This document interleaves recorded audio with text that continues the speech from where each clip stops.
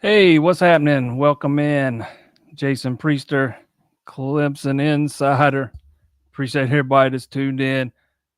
Go ahead and get it off, get it off the chest before we even get started. This is going to be an abbreviated version tonight. I got a lot of stuff going on today. I wasn't even going to do this. Just happened to be home at just the right time. But so if we don't roll all the way to 8 o'clock, please forgive me and understand. Um, some other things have to take precedence sometime, but there are a lot of ways we can go tonight. There are a lot of things that have happened since last Monday when we were last here. So get your questions in, your comments in, whatever. I'm not going to spend a lot of time talking at the top. We can go straight into it. Um, again, I don't, I'm not going to be able to sit here for an hour tonight, so I'll get as much in as I can. I want to thank our sponsor, A Glass, 2 locations right here in the PD, one in Florence, one in Sumter. Been in business a long time. They do auto glass replacement, auto glass repair. Get yourself a free quote today, myaglass.com. Tell them JP sent you. Man, there's a lot of different directions we could go just talking basketball today. The dud that was laid there in Providence, man, I'm glad I didn't go. Man, I'm glad I didn't go. All the way, there's been some portal defections today. Not a single one has surprised me. Not a single one. I'll get that out of the way from the top, but no matter what happened, Brad Brownell was always looking at a roster rebuild next year, no matter what. It doesn't matter who stayed, who goes. You're losing, even if Chauncey Wiggins stays, you're losing 4 of your 5 starters from down the stretch. So we're talking about a total rebuild. You started the day with Asia Thomas jumping into portal, Chauncey's jumped into portal, and Dale Jones has jumped into portal.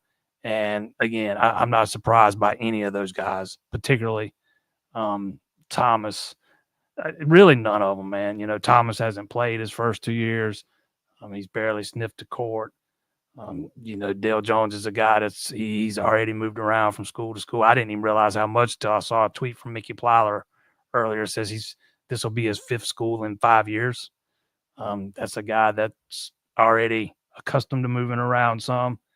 And Chauncey Wiggins, who I think is a guy that could probably benefit from a fresh start somewhere else.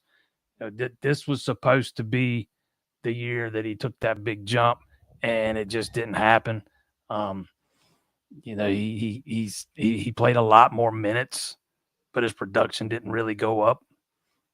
And if you're Clemson and you're that coaching staff, you gotta decide, hey, what's a guy like Chauncey Wiggins worth? How much do we want to invest in him? And I'm willing to bet it's probably not as much as some other teams, but either way, I am of the opinion that he can probably benefit from a fresh start. So we'll see what Brownell does in the portal. We already knew he was going to hit it hard. He's got some production to replace a lot of production to replace. Gets a couple of really good freshmen coming in. You got Ace Buckner, who redshirted this year.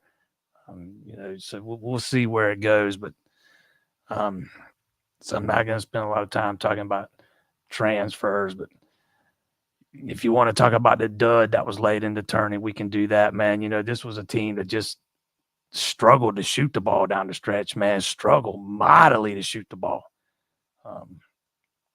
And it's a team that had been shooting the ball pretty well up into that point.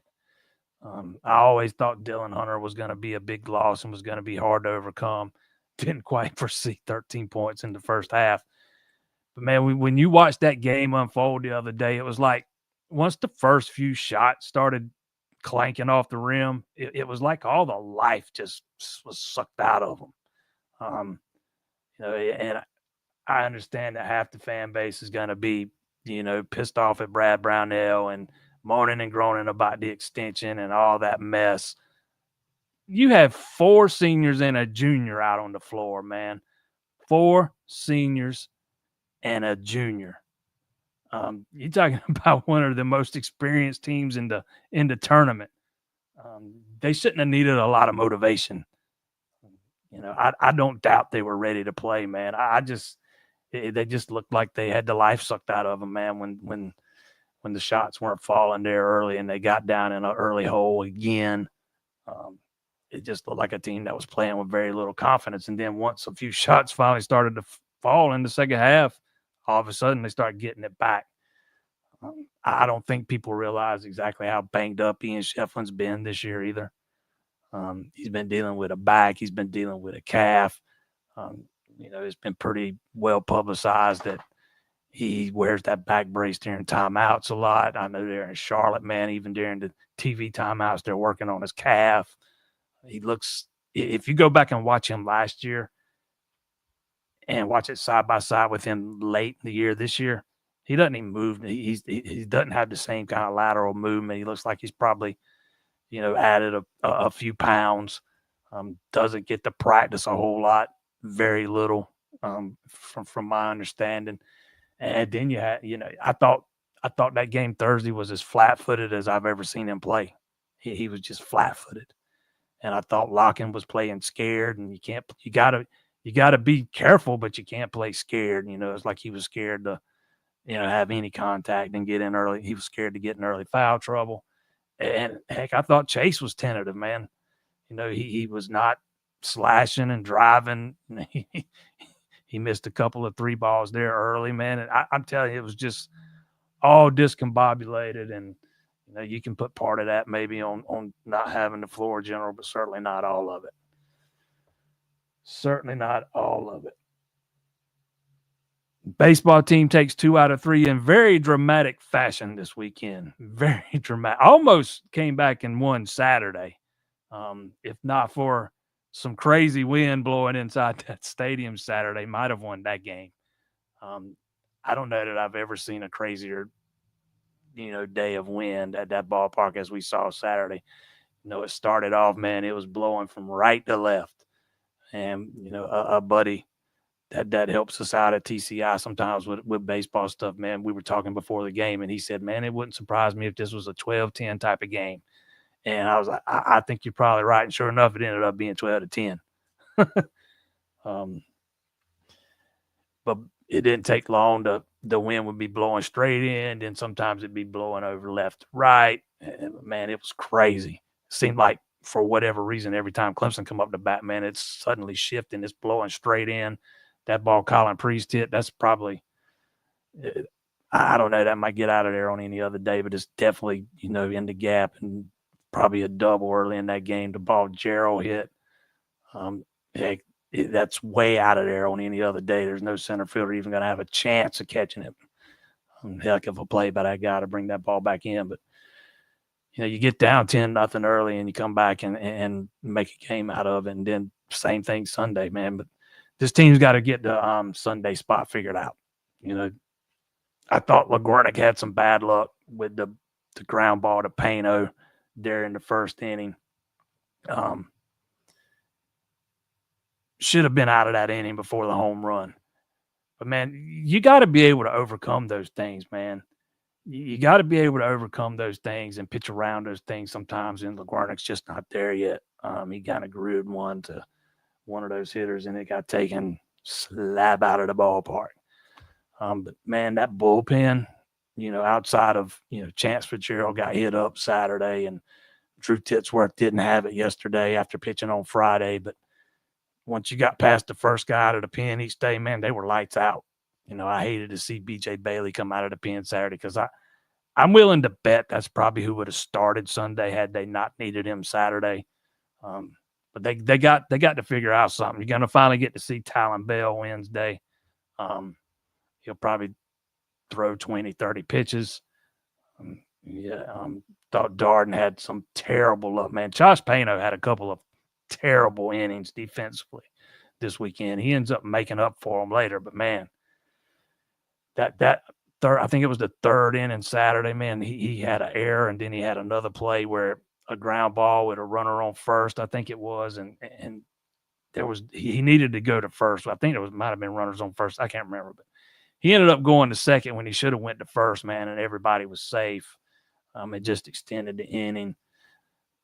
Never know what happens with Darden if he gets out of that inning and his defense don't let him down there. But that's a guy I'm not too worried about, man. He's one of those guys where he's going to have days like that from time to time, man. You know, it's kind of like Beckett said after the game, they had a really good approach against him, man. They were getting up under some of his balls, and he's a sinker ball guy. And if you can get under those guys, if you can get under those balls and get them up in there, especially with the way the wind was blowing the other day, some of them are going to get out of the park.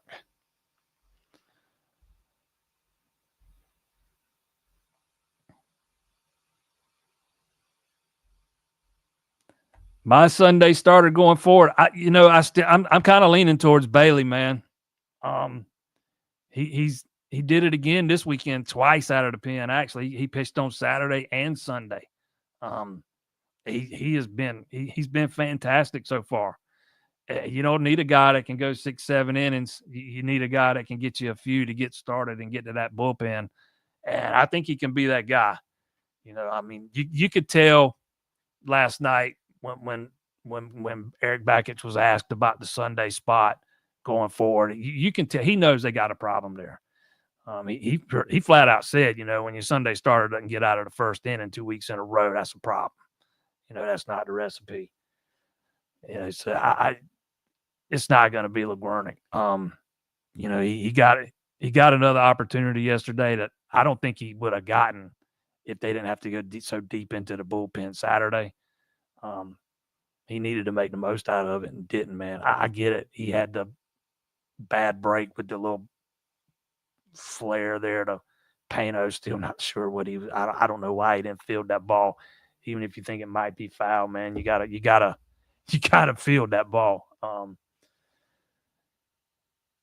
But even, you know, you got to be able to pitch around those things, man. You got to be able to bounce back, and you know he grooves one and gives up the long ball, and you could tell the leash was very short with him Sunday. I'm riding with B.J. Bailey right now, and I kind of like that.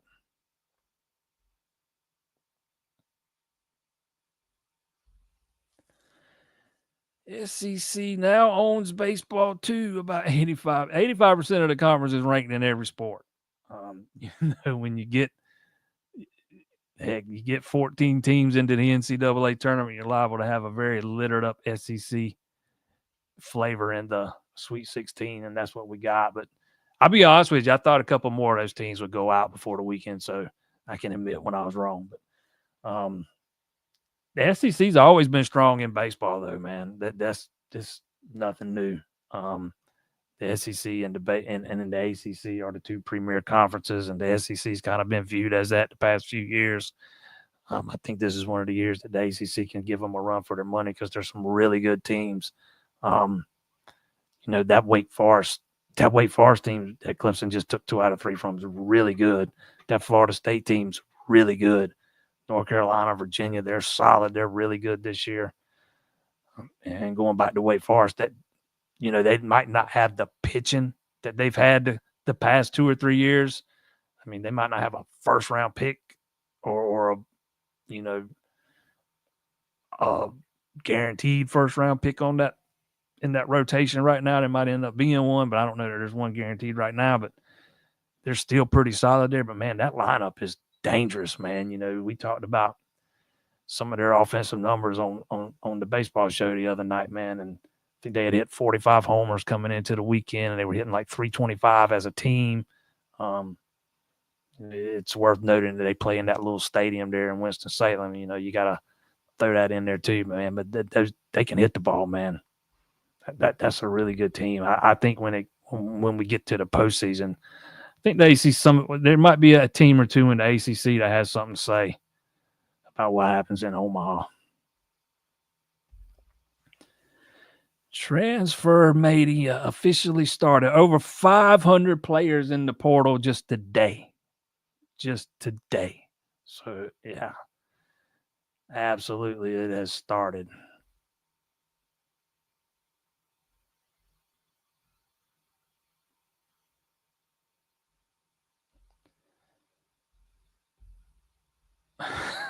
said he's got the football update every week. I didn't go to practice today, man. I've got some family stuff going on. I had to come back home yesterday. I do know Tristan Lee and Jarvis Green. Both those guys have suffered injuries of some sort since the last time we were there. Tristan Lee was out using a scooter today with one of his feet propped up. I think it was his left foot. He had been in a yellow jersey previously, still coming back from the injury from last year. I think he had a procedure done or something over the offseason. I can't remember what it was specifically. So that's new. Jarvis Green was in a boot today. That's new. Adam Randall was taking the first string reps at running back during the 2-minute drills. EZ was taking the second string. There's a bunch of offensive linemen that are kind of still recuperating from off-season stuff, so not worth getting really into the depth chart there. We already know what it is. Pretty much 4 or 5 spots anyways, and it's who you think it'd be at receiver with Bryant Wesco, TJ Moore, and Antonio Williams. Tyler Brown and Tristan Smith are running with the second team. About all I can tell you at this point. I was not there today.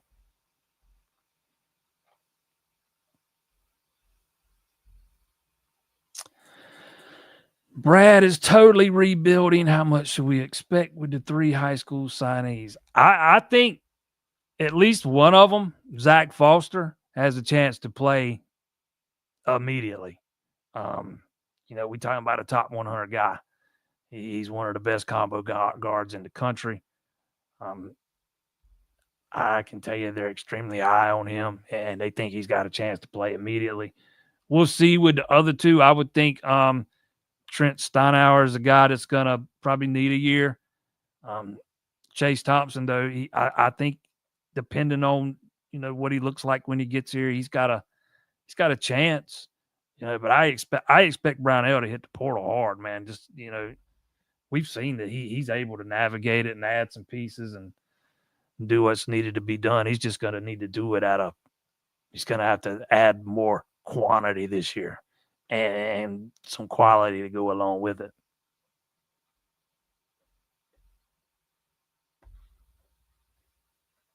Talon Bell, he's going to start Wednesday. During the post game yesterday, Backett said he'd be back this week. Didn't say what day, but it's already been announced. Noah Samuel's going to start Tuesday. Bell's going to start Wednesday. He's going to be on a strict pitch count, and it won't be much, 20, 30 pitches tops.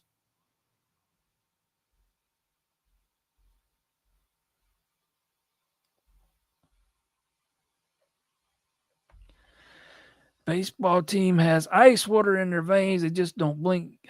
Yeah, I told I was telling, and the only way I knew this is because it popped up in my Facebook memories yesterday. But I asked Eric Backett on my way out.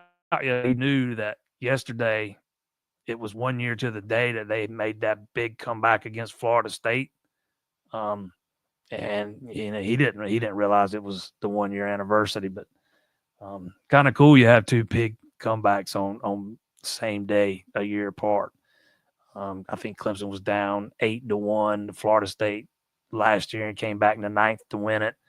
They didn't do all that damage in the 9th yesterday, but down 6-0 early and chip away, and come back to win it. Got to be better with runners in scoring position, though, man. They were putrid for most of the day yesterday. I mean, they were a little bit better in the 7th, 8th, or the 8th, 9th innings, whatever it was. But for the first 6, 7 innings, man, they really struggled with runners in scoring position. They didn't have a whole lot of hits, period. But Wake had walked a bunch of guys, so they had guys on base all day, and they just weren't able to come up with some of those clutch hits. Cam really struggled, man, after being so good in the midweek. Didn't have a hit Friday, didn't have a hit Saturday, halfway through the game yesterday, didn't have a hit. Then he finally comes through and has a couple of clutch hits late. But yeah, the whole team kind of Hey, what are you doing? The whole team kind of struggled hitting with runners in scoring position.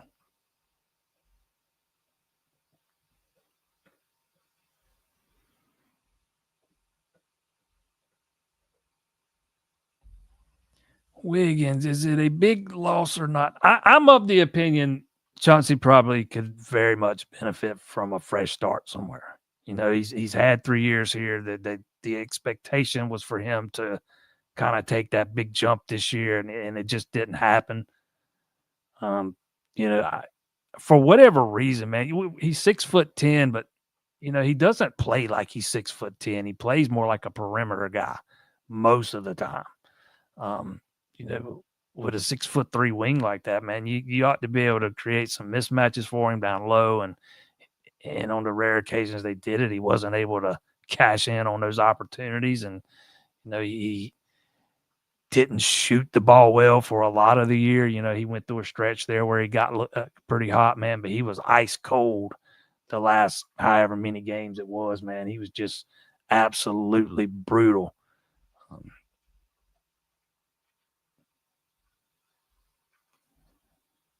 Give me 1 second here. What are you doing?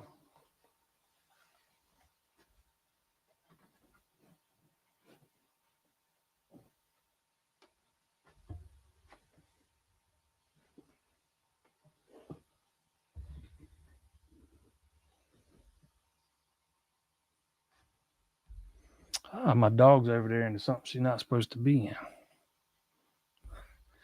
Can you coach shooting threes? Find the guy who can and pay him well.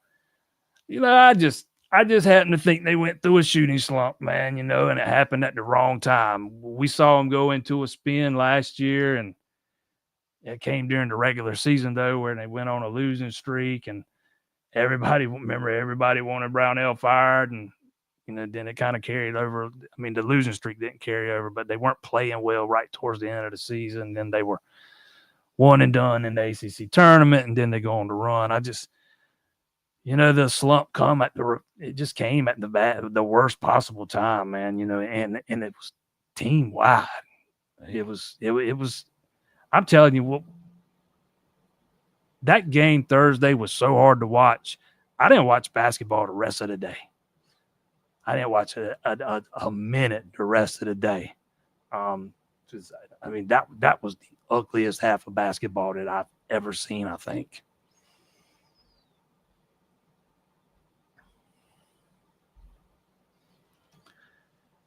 Happened just like I said last week. Chase didn't come to play until it was too late. Hated to see it. And what happened to Chip? Yeah, I just don't. I hated to see it too, man, because I think he deserved better. I think Shefflin deserved better. Again, like I said earlier, I think Shefflin's banged up far more than Brownell's led on, and he's hardly practiced any a lot this season. But Chase was very tentative for the first 30 minutes of that game the other day. How many times did he get the ball, there in the front court around the 3-point line, and he does that one time and passes it off. He doesn't even take the shot. Do something.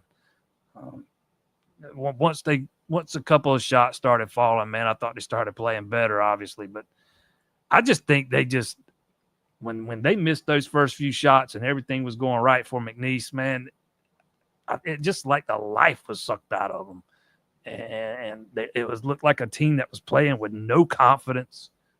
And I can, having played basketball a lot growing up, I've kind of seen some of that transpire, but it kind of is what it is.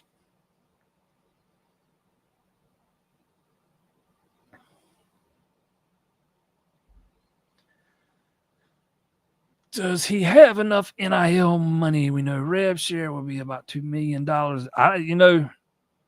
It'll be somewhere in that ballpark, maybe a little less. We'll see what it is. I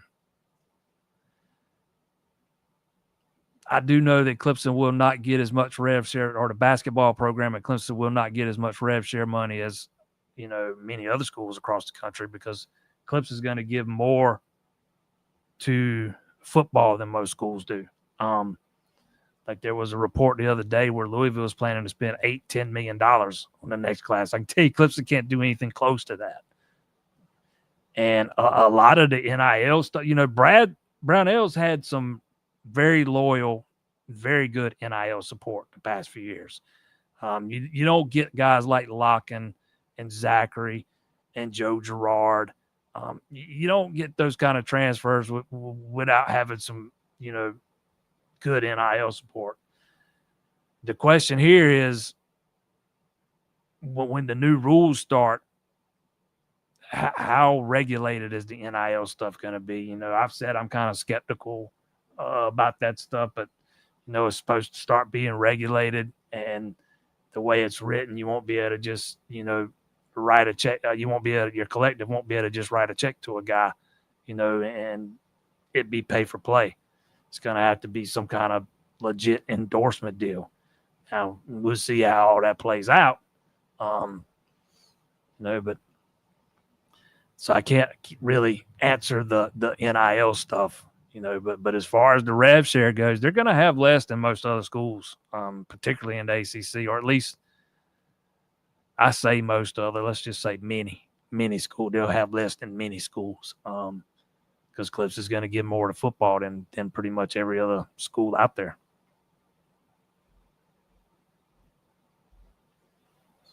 If you're off on threes, design some short mid-range twos. Yeah, I couldn't agree with you more, man. I think that's where the loss of Dylan Hunter kind of comes in. He had kind of been running the floor a lot since the Duke game. I think he got inserted into the starting lineup actually after the Georgia Tech loss, if I'm not mistaken. I can't remember. But whenever they inserted him in, they never lost again. Until he was out. But yeah, that's the logical thing to do. If you're not hitting the threes, try to get the ball inside. I don't think there was anything going right for him, man. Just there was one where I remember one instance where Ian had a layup, man, and he goes up and puts the layup up when he's coming down. His hand gets caught in the net and it kind of pops the rim a little bit and the ball bounces off. I mean, to me, the most disappointing thing was watching how flat-footed some of them played and letting the smaller guys, outwork them on the boards for the first half and the first 10 minutes of the second half.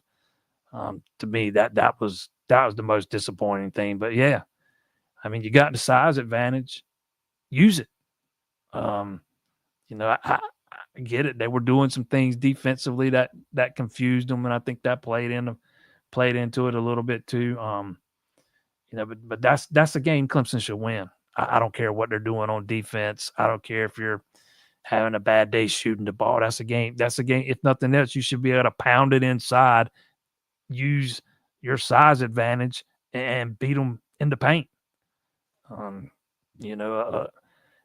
got bad. If you look at bench points, Clemson was badly outscored there too. They didn't hardly get anything off the bench. Dale Jones comes in and commits a couple of turnovers. I mean, bad turnovers. Yeah, just disappointing, man.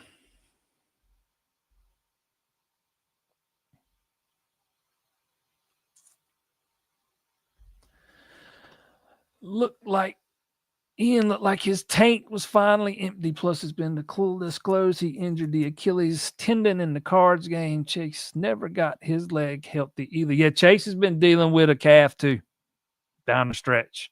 That is true. And yeah, Ian definitely tweaked something again against Louisville because they were steady working on that calf. During all the timeouts, man. Unfortunate, man, because I know they didn't want to go out that way.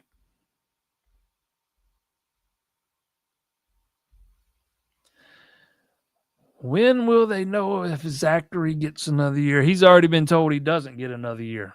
If your JUCO year, this is how I understand it. If your JUCO year was during the 2020-2021 season, I think it was, then you don't get the year back. And I don't understand why they're talking about maybe trying to appeal or him maybe hiring a lawyer. But as of right now, it's been ruled he does not have another year.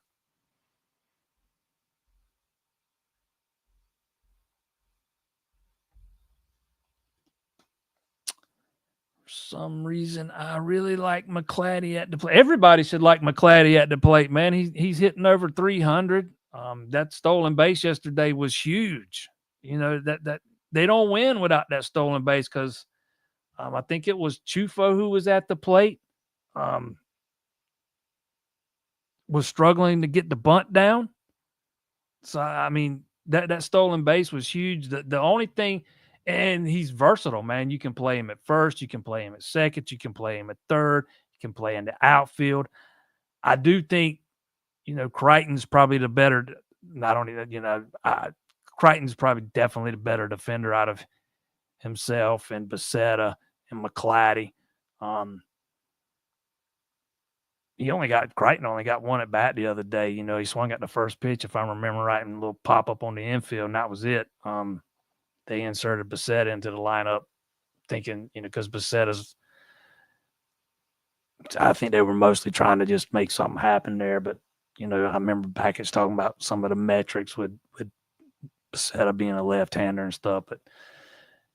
The way McClatty's hitting the ball, man, it's going to be hard to keep him off the field, especially when when Becerra's kind of struggling right now. I think Crichton might still be hitting over 300, but McClatty is proven to be a spark plug down there in the bottom of that lineup or wherever they've got him at on whatever day.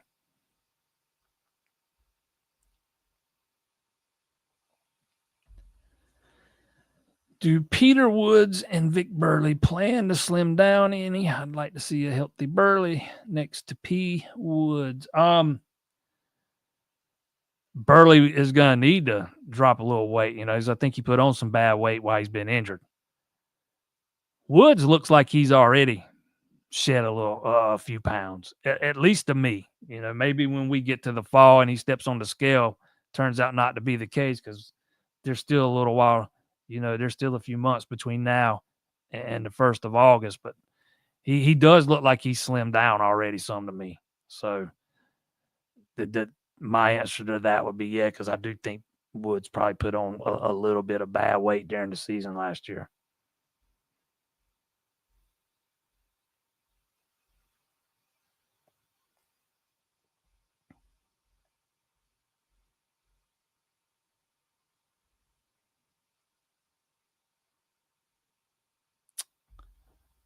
I haven't heard anything about Bennett being shut down. I did hear McGovern was banged up.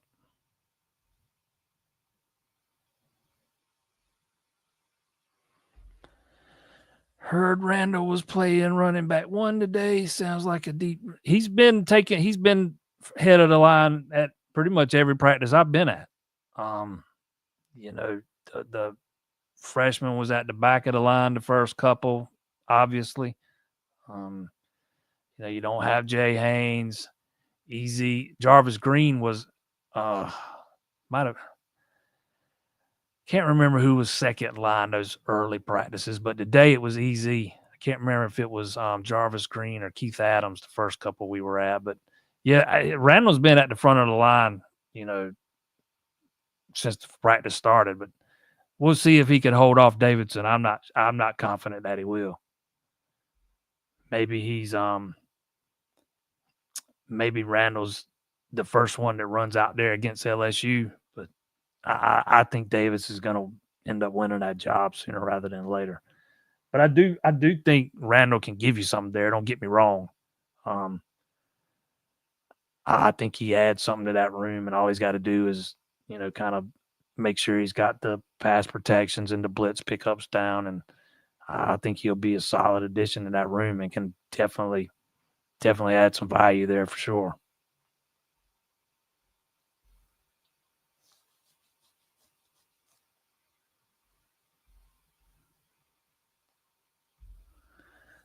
Yeah, I'm back. My I'm back where I usually am. Yeah.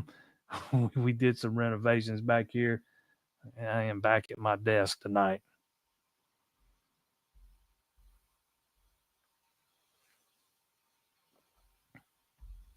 What to do with the cleanup spot? Priest is struggling. I think it's hurting Cam's ability to see pitches to hit. It absolutely is. Um, just like the other Saturday, once that pass ball happened or the wild pitch, which I can't remember, I think it was a wild pitch, allowed the runners to move over to. There was runners on first and second. Cam's at the plate, and there's a wild pitch. The runners move to second and third. You know, right then, Cam's not getting anything to hit. They're going to walk him. Um, exactly what they did. Priest comes up to bat and pops it up. If I had to, right now, this point in the season, Priest probably the biggest disappointment to me because he struggled so far, man, and he was supposed to be one of the guys that added some pop in the middle of that lineup. And he's struggling to just put the ball. He's struggling to get base hits. He's hit a small number of home runs, but right now it's kind of boom or bust with him, man. There's nothing in between, and he is on the struggle bus. But yeah, I agree with this, man. Having him in the cleanup spot while he's struggling like this, it absolutely impacts the pitches or the way Cam's going to be pitched.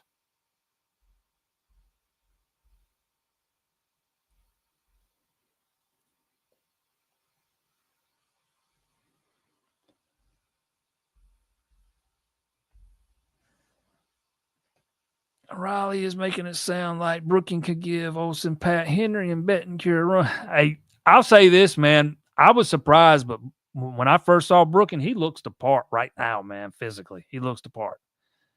Tight ends. It'll be hard for us freshmen to come in there and beat those other guys out there.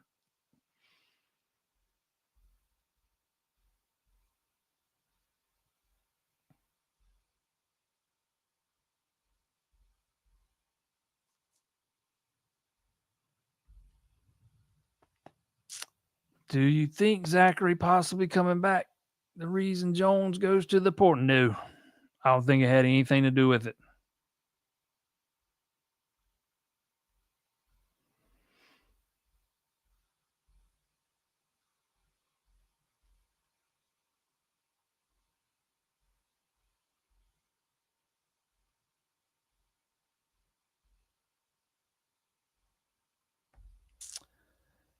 I understand that velocity isn't everything when it comes to pitching, but why are we the only team who doesn't have guys throwing 97, 98? You want the best pitchers, man. They cost money. And Clemson's not rolling in NIL money for baseball. So that's one thing. It is something that I do think, that this staff's tried to, I think they've tried to add more size to the roster, which they've been doing. I think they've tried to add more power arms. Nobody's throwing 97, 98, but you got a lot of guys throwing 93, 94. So it's a step in the right direction, when you compare it to where they were at under Monty and Andrew C. Cough, cough. So I the effort's being made to add some power arms, man. But when when other schools are able to offer them better deals than you can, and they got to pay out of pocket to come play for you, it's gonna hurt your chances of landing those guys. But when the rosters get expanded and they're able to offer full scholarships to all the guys on the roster, I think that's going to help out a lot. But they're trying to add some power arms. It's just it's not an overnight process.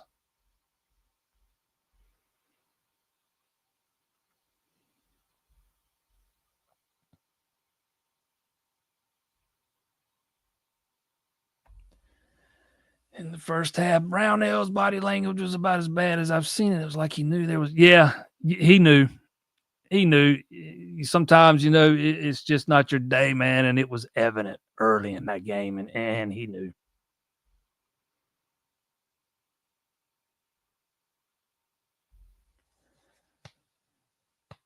Is reaching in not a foul?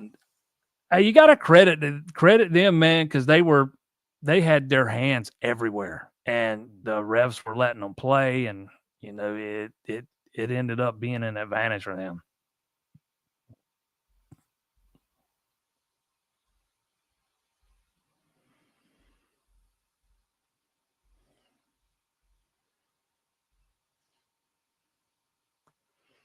Yeah, there's the bench score right here, 35-5. I knew it was lopsided.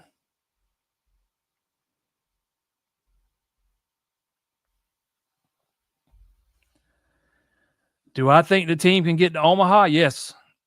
If they expect, you got to get the Sunday starter spot filled out, but I think there's talent on this team to get there. That don't mean they will, but I think they've got the potential.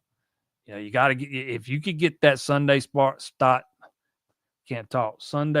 figured out, and I think we'll see them do something different this Sunday.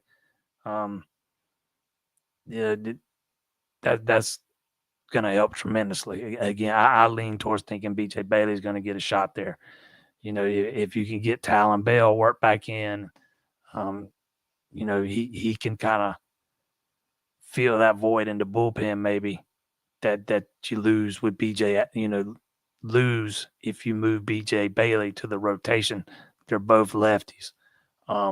Because I don't know that I see Bell if he gets back fully healthy. Especially once you get into the postseason, there's no midweek games anyways. But I just think once they get him fully amped back up, he's going to be more valuable on the weekend. Let's put it that way. But and then hopefully, in the next 2 or 3 weeks, you can get a guy like Michael Gillen back. So I mean, there's still a couple of guys that they're waiting on getting back. One of them will be back Wednesday, but you get that Sunday spot worked out, and I like this team's potential, man. They're very gritty. They've shown they can beat you in a lot of ways. They're not hitting quite as many home runs as I thought they would. Although I didn't think they'd hit as many as they did last year. Some of that's Priest struggling the way he is. I kind of envision Gerald hitting a couple more than he has, and Cam's not had to pop in his bat the way he did last year. Not to this point, anyways. But I do think they've got. I think they've got the pieces. I think they got the potential. We'll see if they can put it all together. But the biggest thing, first and foremost, you got to get that Sunday starter spot worked out. I mean, because it's that spot to me is so crucial. Either you're down 0-2 on Sunday and you're trying to avoid getting swept. Either the series is tied up 1-1 and you're trying to clinch it, or either you're up 2-0 and want to sweep. So, I mean, that Sunday spot's huge, man. You got to have somebody in there that you can rely on who's shown you enough that you can be confident in their ability to go out and pound the strike zone, get outs. And that's kind of why I lean towards BJ Bailey, because he's done that so far. And he's already shown that he can go 4+. So, but we'll see what they do Sunday. You get that thing figured out, and I think they got something to work with.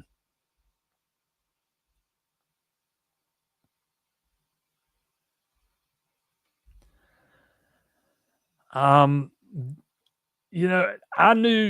was not shocked at all when I saw Jones enter the portal. I would venture to say he probably played less than he envisioned, particularly the last couple of games after Dylan Hunter got hurt. I've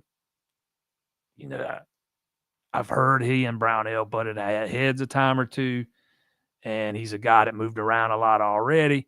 I didn't even realize how much until I saw the tweet from Mickey Plyler earlier today. But wherever he ends up next year, it'll be his 5th school in 5 years going back to high school. So he's a guy that moves around.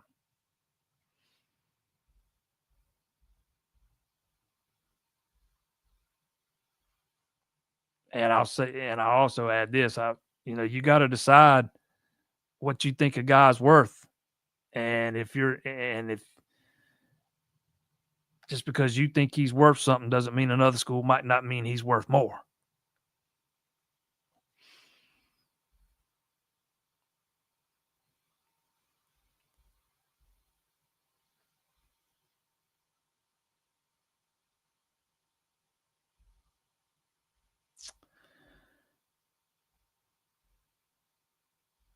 Yeah. I've already gone a little longer than I was planning on.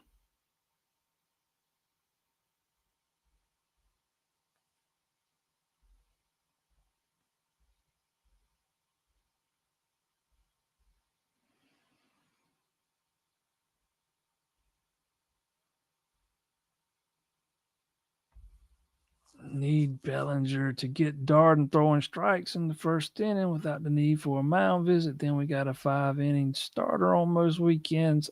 Yeah, I don't have a I don't really have anything negative to say about Darden, man. He's been pretty good this year. Um, I know he didn't get out of the he had a short start Saturday, but he's been pretty solid so far. He's not had a bunch of he went 4 in his first start. He went 6 in his second, 7 in his third. Then he went 5 against Davidson. He only went 4 against Notre Dame and 2 2/3 against Wake Forest. But I mean, he's a guy that's been giving you innings for the most part. You'd like to see him get back up. To me, you want to see him at least go 5, preferably 6. But he is a guy that seems to, from time to time, have some first inning issues, though. And that goes back beyond this year. I think Bakich even mentioned that the other day. But it'd have been interesting to see how Saturday would have shaken out. Had Payno not struggled with a couple of ground balls in that inning.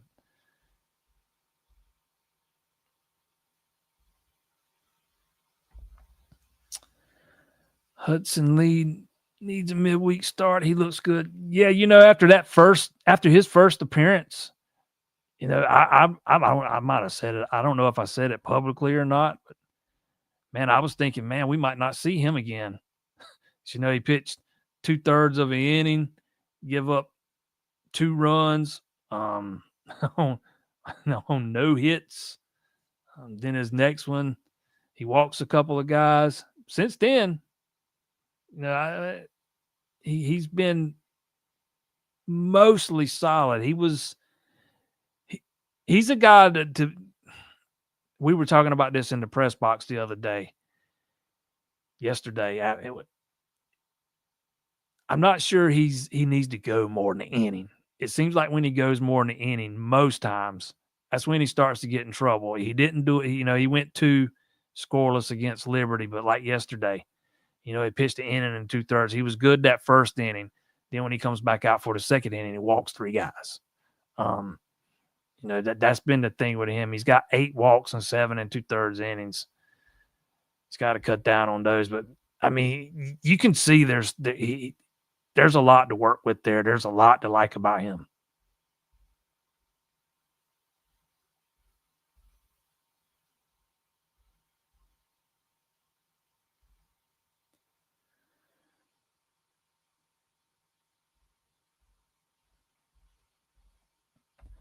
My expectation for football this year is to compete for a national title. And with that, I am gonna have to bolt on out of here, man. I got to get back. I got to go. Appreciate everybody that tuned in tonight. I want to thank our sponsor, A Glass. 2 locations in the PD, 1 in Florence, 1 in Sumter. There's the phone numbers to both down there running across the bottom of the screen. You can get yourself a free quote, myaglass.com. I know those guys over there, man. They've been in business a long time. Matter of fact, my wife used to work with them many years ago. So definitely a business that I would have full trust in. They always, when we need a windshield or something, our cars go there. So A Glass, for when you need a glass, tell them JP sent you. Rounding the bases. Thursday night, 7 o'clock, man. It'll be all baseball. If you're a baseball fan, tune in, 7 p.m. right here. If not, we'll see you next Monday.